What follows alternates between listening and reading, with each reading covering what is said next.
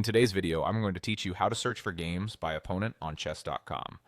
If you've ever wanted to review your past battles against a specific player or study how someone tends to play, chess.com makes it straightforward. We'll walk through 2 easy ways to do it, and I'll share a few tips to make your search faster and more precise.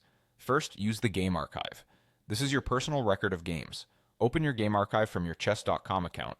The layout may vary slightly depending on whether you're on desktop or mobile, but you're looking for the archive section tied to your profile. Once you're there, look for the search bar designed for finding games by opponent. Type the opponent's exact username into the search field. Spelling matters here. Chess.com treats usernames literally, so even a small typo won't return results.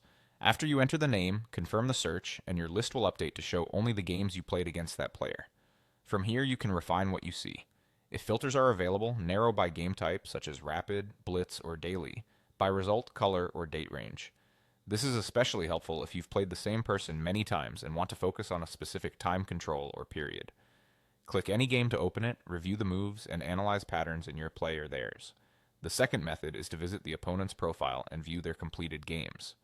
Once you're on their profile page, look for the section labeled Games, then choose Completed. This area shows games that have finished, and it's a convenient way to scan what they've been playing recently.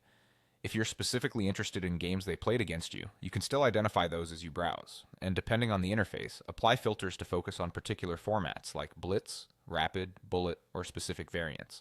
Opening any game will let you replay it from start to finish and study critical moments.